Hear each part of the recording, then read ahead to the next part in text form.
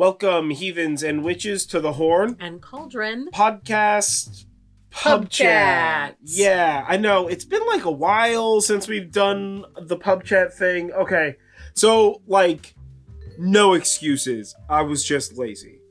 But also, it sort of worked out because we finished the point of our Magic in Media today. We'll get there. Don't worry.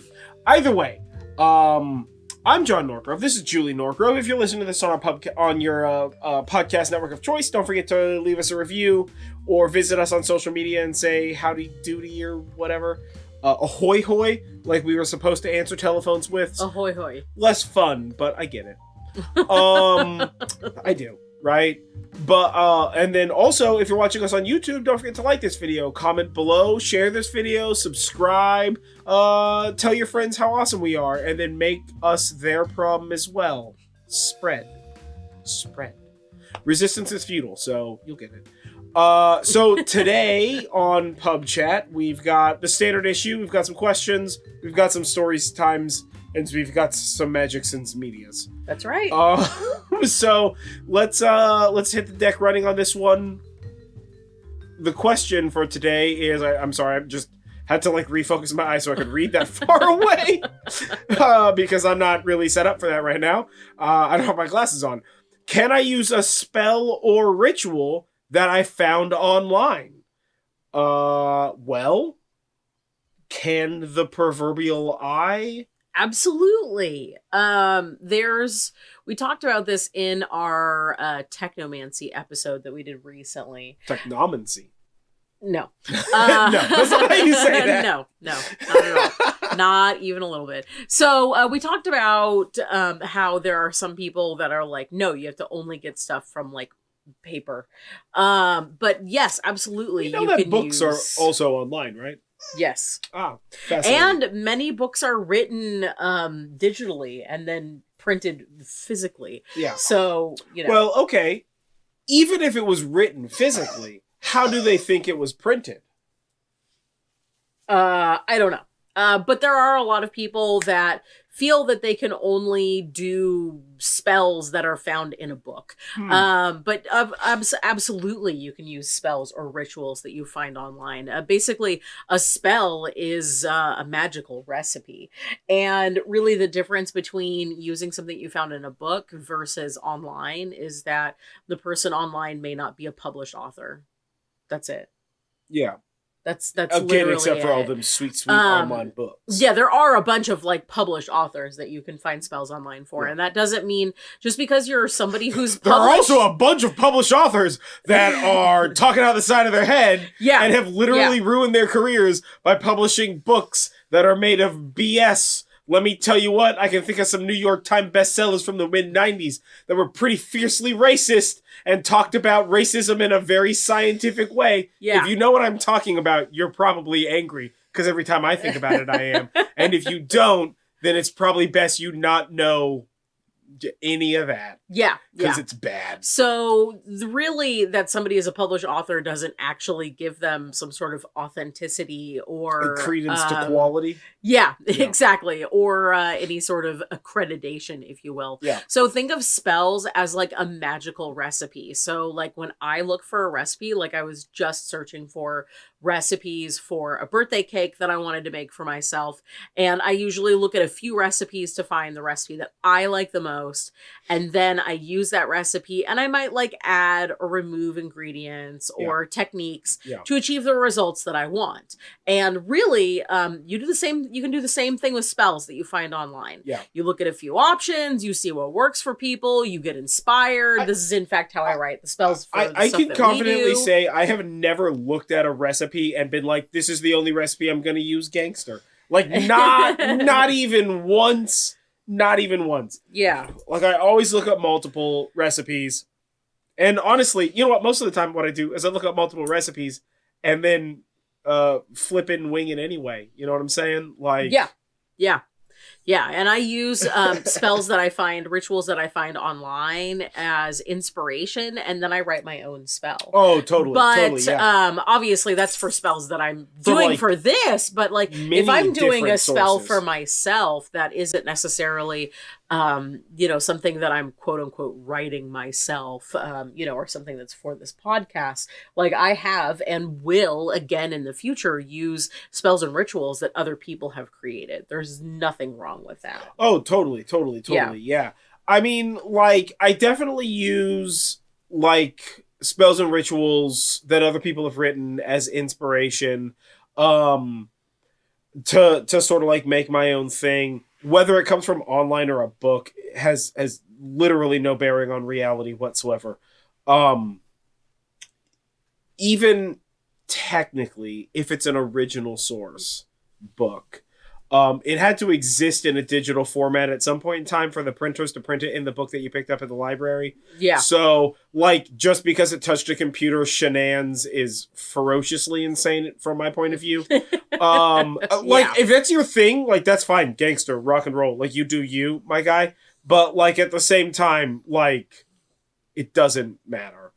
And also, like, just because it is or is not, like, A1 steak sauce prime source, or if it's just, like, some person's opinion, honestly, if that person's opinion about some shenanigans is, like most excellent to me, then, like, I'm gonna go with that. You know what I mean? Yeah. Yeah, you know what? I think the recipe analogy is absolutely perfect. Like, if you're trying to do like a thing that precisely is the thing that, like, you saw on a YouTube channel or you read in a Betty Crocker cookbook, or you, like, found on line or whatever, and you just want to replicate it, like, go ahead, man. Yeah, rock there's and nothing roll, wrong right? with that If at you all. specifically want like some lady Geraldine's, bloody jalapeno cornbread, and that's what you want to eat, then, like, make and eat that, follow her recipe and eat that cornbread. You know what I'm saying? I think that that's really the way that it needs to be thought about, with regard to that. And I would even go so far as to say that if it fits within the logic of your particular practice, but let's say the person who wrote it is, like, of a different practice, I would also argue that that's okay. Like, if it's just a, like, cleansing a space thing, and they're just like, do some incense and light some candles and, put some rocks around it, and you're just like, that's exactly what I wanted to do, and, like, this is what I was looking for, but it's like a different people or something. Yeah. Like, I would argue that that's also fine, right? Because it's about, like, sort of the idea of it and not the, like, seclusion of stuff. I think that we need to, I think that this falls within the, like, super structure of do peace is, like, we all need to, like, respect and understand, like, everybody's individual thing. And also, like, if those things correlate or have similarity, which, like, of course they do, we're all people, that's how people work, then I think that's also cool, Yeah. And if that's not the thing that you want to do, like, that's also cool. Like, that's the point of do peace, right? Is, like, everybody's allowed to just, like, be their own gangster. But, like, yeah, there's definitely been stuff online where I've just been like, oh my, like, where I've, like, for me, it's often, like, I'm trying to write a particular portion of a ritual, like, let's say an homage to a specific, like, deity or something, like a hail to a deity or whatever. And then I start writing something and I'm just like, oh, this is okay. Oh, I don't really know. And then I, like, do some research, and inevitably it's like the third or fourth thing that I see is like, oh, hey, what if I wrote this ritual, and they, like, go through the ritual, and then it's got, like, the hail for that deity, and you're just like, man, that is so good. Yeah. How slick is this person? All right, dog, snooch. Yeah. Or you're like, oh man, this is, like, super long and I don't want anything to do with this, but I very much like this particular line. Yeah. You're like, I don't use. have those herbs or that much time, but this paragraph's pretty nice. I might use this paragraph. Yeah. I might light a candle and just say this paragraph. Cut out all the extra correct. You know what I'm saying? Yeah. So yeah, I totally agree. Yeah. Yeah. And if you're looking for more resources on writing spells, you can check out episode 4, which is like a really comprehensive basic guide to spellcrafting, Yeah. as well as, and that's Spellcrafting 101, and episode 30 is Spellcrafting 102, and that talks about Book of Shadows and Grimoires, which are also helpful tools for writing spells because you keep sort of an encyclopedia of information in one, and you can kind of also use them as a journal because if you're doing a spell, you should be recording it. That way you can understand like how it worked and see sort of like, you know, how you can, you know, more streamline those results for the future. Or if it did work, so you can replicate it. Exactly. This is what I would call the brewer's dilemma, right? The home brewer's dilemma, right? You can you can homebrew a beer, right? I mean, like even if you just bought a kit, but like you could homebrew a beer and maybe it turns out good and maybe it turns out bad. But you know what's real shitty is if you homebrew a beer and it turns out great and you didn't write anything down, so you can't replicate it. The more detail you can write down, the more likely it is you can replicate it when that time comes. Exactly. You know? Yeah. And this was one of those things that I struggled with a lot as a home brewer, and I struggle with a lot now as a practitioner of you know, zhuzh. But, like, yeah, because, like, I'm super lazy. I don't want to write stuff down, man. And I'm also very aware of the fact that I'm not going to remember anything ever at all, no matter what. Yeah. So, like, I write stuff down, but often I'm just like, do I have to write this down? No, you should write it down.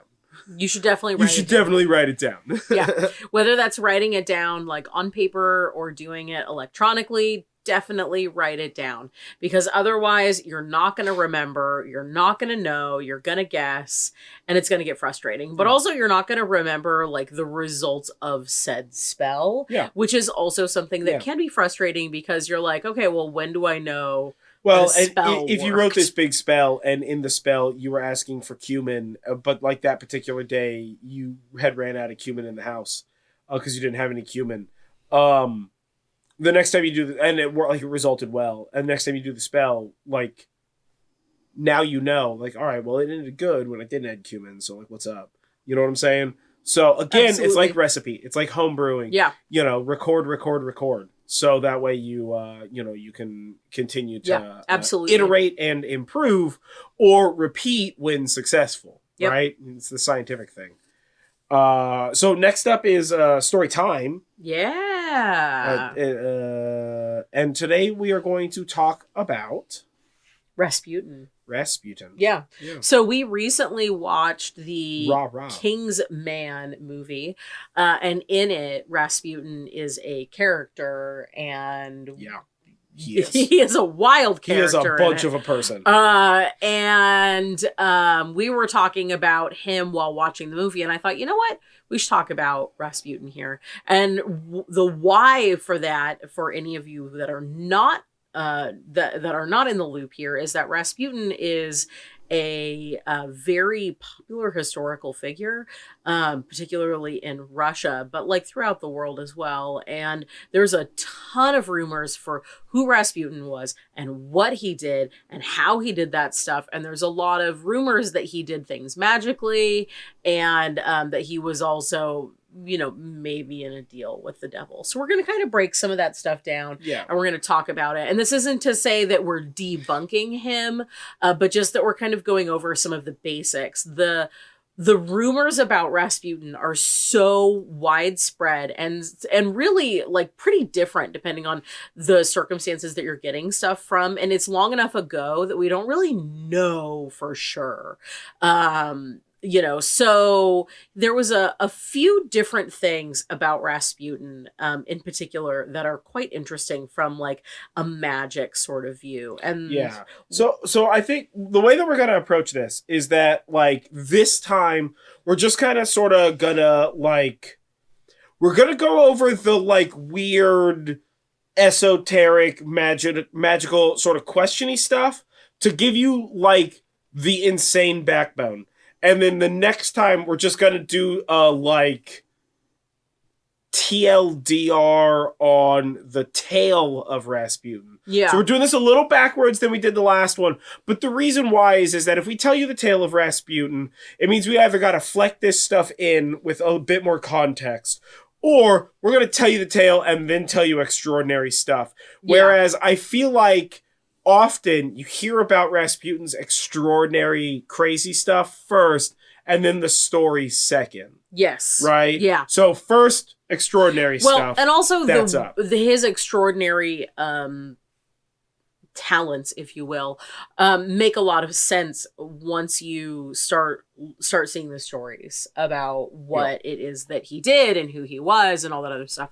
So we're going to talk about a few different things here. So first, we're going to talk about clairvoyance. So it is said that Rasputin was clairvoyant and that he was psychic and that he was able to know the future. And in particular, he knew that people were planning his death, and he also predicted the death of the royal family. There's not really a way for us to prove whether or not he was clairvoyant or not, but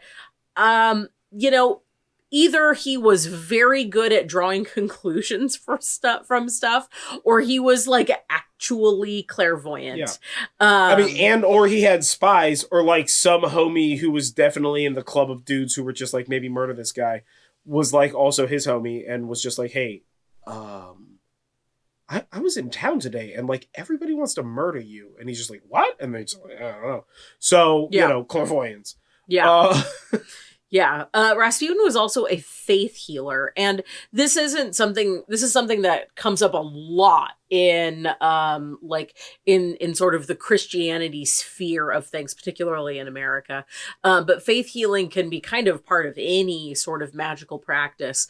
But Rasputin was able to heal the Tsar's son, Alexei. And Alexei was a very sickly child, and he had hemophilia. That means that your blood doesn't clot appropriately. And Rasputin was often able to predict when Alexei would get better after like an episode, which we know now would have been a hematoma.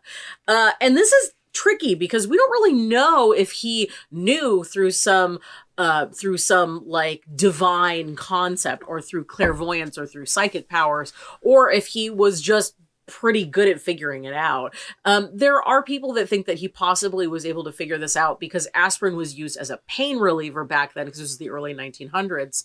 But as time went on, but people were unaware that aspirin thinned the blood until like the 1950s. However, aspirin would have been used in folk healing. So it is possible that he would have known that, those sort of properties, but this is one of those on the fence kind of things that we have about him, is that he was able to heal people through faith alone, as it were. Yeah. He also was purported to be immune to poison and like low-key immune to death. Like very like Jimmy Hoffa Elvis style. Very, if you take enough iocane, you're immune to iocane. Yeah, exactly. Which, secret time, that's not how that works. At all. Don't do it. No. Yeah, don't take poison to try and build up an immunity. That's not how poison works, motherfuckers. Not even a little bit. No. Cheese and crackers. So, Rasputin survived at least one attempt on his life. But the one that took him down is actually the most famous. And it is purported that he survived other attempts to take his life. But we know of one attempt to kill him that was unsuccessful. He got stabbed in the gut. And then the one associated with his death. So, he was really hard to kill, and the stories vary, but they all report that Rasputin consumed a disturbingly large amount of cyanide. Like, so much cyanide that he would have been dead in less than 5 minutes. Like, it would have killed an elephant as much cyanide as they were supposed to have given him. Now, cyanide tastes like almond, and that's a pretty popular flavor for particular types of pastries. So that's sort of how it happened. But not only did Rasputin eat this cyanide, but afterwards, he was feeling so good that he was like cajoling and trying to go out whoring with the boys. So there's a lot of magical sort of bits associated with that there too. And we'll talk about his death in the next episode and sort of the stories behind him.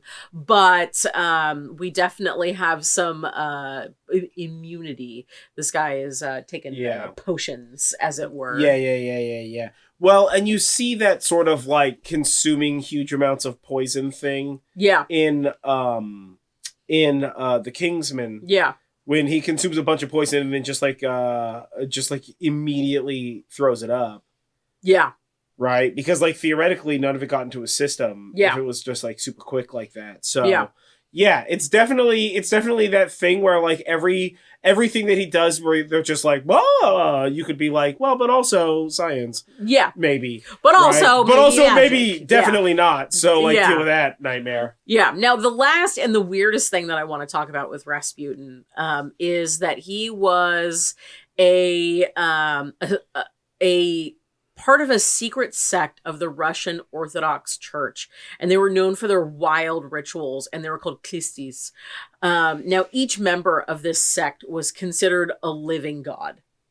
And and there were also roles within each sect. So think of it like a church, but not like the church, like your church kind of thing. So within each sect, there was a Christ figure and also a Mother of God figure. And on holy feasts, these people would get together at like a specific member's house, and then they would strip down to their underwear, and they started, quote unquote, rejoicing by chanting and singing and self-flagellating until they felt possessed by the Holy Spirit. Okay. And then after this, they would then collapse from exhaustion. This is like a lot of work in somebody's basement in secret, basically. This was a sect that's existed since like the 1600s, but is still very little is known about it. So after like a whole bunch of like dancing and singing and whipping themselves, they would collapse. And then they would have a snack, and then they would have a group orgy. Even though sex was actually a sin, and that's actually why they self-flagellated earlier, because it was cleansing them of the sin before they finished with said sin. So part of him being part of this like sect of this church, and this is very particularly before he came to Moscow, made him very mysterious and gave him sort of an air about himself. He was also a very enigmatic person. Like, he definitely has the eyes of a cult leader, if you will. So there's a lot of swirling rumors about magic and deals with the devil and that sort of thing associated with Rasputin. Yeah. And this is just sort of the breakdown of what we know that people felt about him. And then in the next story time, we're actually going to tell sort of a brief story of Rasputin's life to kind of put those puzzle pieces together. And then you can just sort of draw your own conclusions as to whether he was just sort of like a crazy charlatan who was real smart or lucky, or whether there was some magical inclinations there. Yeah. So up next is Magic in Media. And so we just finished watching, and we will keep this brief. We just finished watching Moonknight, which is a new Marvel TV series on Disney Plus. And it's based on the comic of the same name, Moonknight. And it deals a lot with Egyptian gods, in fact. Yes. Which is super interesting. So the main two that we've been dealing with are Amit and Khonshu. Yeah. And then we also got the hippo gal. What was her name? I don't remember her name. She was very fun. And we had a couple other avatars also for the gods, but it was a very interesting show. I didn't really read the comic Moonknight, but I feel like it had like a lot of like Greek god shenanigans in it. It addressed some functions of like like what jobs the Greek gods did, as well as it sort of briefed into like, I'm sorry, Egyptian gods. Yeah. Egyptian gods did what jobs Egyptian gods did. I just said Greek gods. And it also delved a little bit into the Egyptian afterlife, which is really cool. Yeah. So yeah, like it was a fun show. Yeah. The gods were fucking awesome looking. Holy shit, they look good. Like graphics wise. Yeah, and the hippo was Toweret. Okay, the hippo was Toweret. Yeah. But yeah, so like it was really dope. It was really good. It was really good. Moonknight does an interesting thing that a lot of the Thor comics and even the Thor movies do, where they take a pantheon of gods and sort of this belief system, and they sort of like push it into where the comic book universe is. So there are some things about the deities that they mention in here that are like 100% spot on, and then there's some that are just kind of like a little wibbly wobbly and You're pushed like, somewhere else. Sure. You know, like we've talked a lot about Thor and Loki and how they weren't actually brothers, and really Loki was more like Odin's brother, but not like an actual blood brother, like they were bros. You know, and you can see, you know, so there's like similar things, though not necessarily with like relationships in there, that they do with this in Moonknight. Like Khonshu is definitely much more powerful in this and has additional roles that he didn't have in traditional Egyptian pantheon stuff, as far as we know, right? Because we were not around then, so we only know what was written on temple walls and what was written by later on Greek philosophers. What like has been inferred, and or a more accurate way to say that is we only know what's been inferred and then written about and explained. Yeah. You know what I'm saying? Yeah. So like if you've got some A1 source that's like begs to differ about a thing, hook it up, my guy. Yeah. You know? I would totally read that paper. Absolutely. I'm not a card-carrying Egyptian archaeologist of any sort. Yeah, Egypt. Although that is definitely on the list of things I would like to be.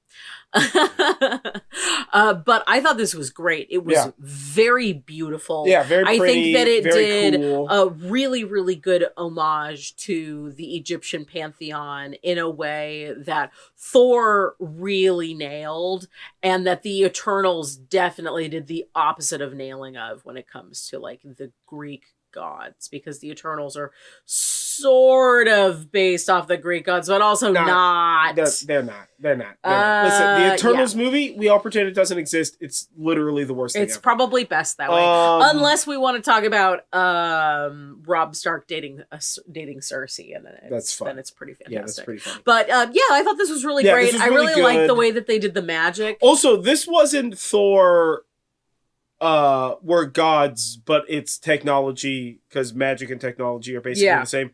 Like weird throwaway justification for everybody okay with it. These were just straight up gods. Yeah. You know? So that was kind of gangster. Yeah. Yeah, very very interesting take on the whole Egyptian thing. You know, a lot of like beautiful scenery, beautiful temples. The like closing like visual sequence, like the credits visual sequence is amazing for each episode. Yeah. You know, all the temples were super beautiful. Yeah. It was a ton of fun.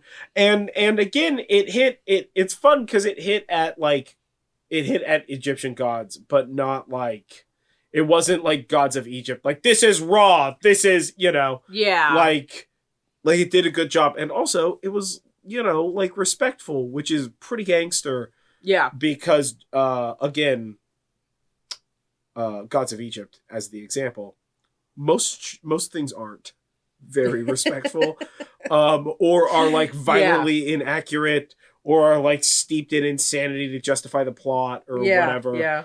But this was fun. This was pretty chill. Yeah, Oscar Isaac acted his little heart out for this. Oh my god, he was so good. This cheese and crackers. So, if you're interested in watching something that's like a bit more on the Egyptian side, definitely recommend Moonknight. If nothing else, it's going to make you want to watch The Mummy. Yes, which we've with seen. Brendan Fraser. Yeah. I mean, we've obviously seen it, but recently we watched Moonknight and we were like, okay, well, obviously, I think we've seen The Mummy like 3 times in the process of watching the Moonknight.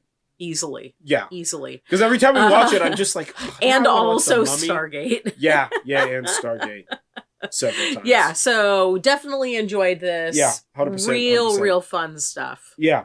So definitely check it out. And if you have seen Moonknight, let us know in the comments below on YouTube or hit us up on social media if on a podcast, and let us know what you thought about it, because we'd love to hear what you thought about Moonknight. Yeah. But with that being said, we're just going to wrap it up with a shout out to our patrons, Alan, Miranda, Alexa, Helena, Jeff, and Adrian. You guys are awesome. Stay awesome, y'all. Yep. Thank you for helping us do what we do and better every time. Yeah, you guys are the best.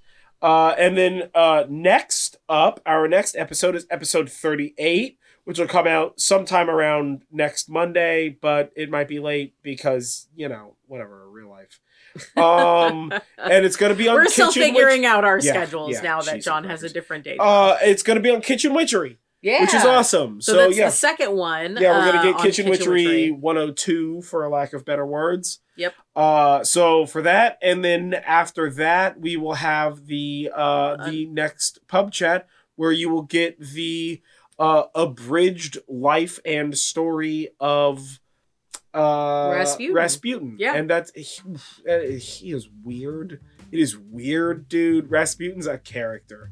So that'll be very, very dope. Yeah. But if you're interested in sort of pre-gaming for the next episode, which is Kitchen Witchery, the next full-length episode, that is episode 19. So definitely check that out. We're going to be building on a bunch of stuff there. Yes. So definitely a good idea to listen to that one. Yeah, and if you're in California and you're going to Fanime, which may or may not make sense for a bunch of people, but if you are in Northern California and you're going to Fanime this year, don't forget to check out our panel. We are hosting a panel and live recording an episode of the podcast for that, which is the Saturday before Memorial Day, and it's on Magic in Anime.